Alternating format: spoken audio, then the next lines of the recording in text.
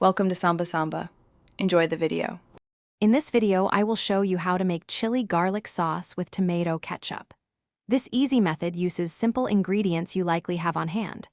We'll start by preparing our fresh garlic and chilies, which are the stars of this flavorful sauce. Then, we'll combine them with a common pantry staple, tomato ketchup, to create a delicious condiment perfect for many dishes. Get ready to spice up your meals with this quick recipe. Now that we have our ingredients, let's get them ready for cooking. First, finely chop your garlic cloves and red chilies. For a smoother sauce, you can mince them very small or even use a food processor. Remember, the finer the chop, the more the flavors will meld. Be careful when handling the chilies. Wearing gloves is a good idea to protect your hands from the capsaicin. This step is crucial for building the sauce's base. With our ingredients prepped, it's time to cook. Heat 1 tablespoon of oil in a pan over medium heat.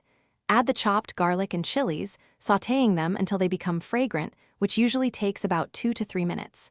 Be careful not to brown the garlic, as this can make it bitter. Next, pour in 1 cup of tomato ketchup. Stir everything together and let it simmer gently for about 5 minutes, allowing the flavors to combine beautifully. Your delicious homemade chili garlic sauce is now ready. Let it cool completely before transferring it to an airtight jar. This sauce will keep fresh in your refrigerator for up to 2 weeks, perfect for adding a kick to your favorite dishes. It's fantastic with noodles, eggs, or as a dipping sauce. Don't forget to check the description below for a link to those leak-proof containers and other great deals to help with your meal prep. Enjoy your flavorful creation. Thanks for watching. Consider subscribing if we helped you.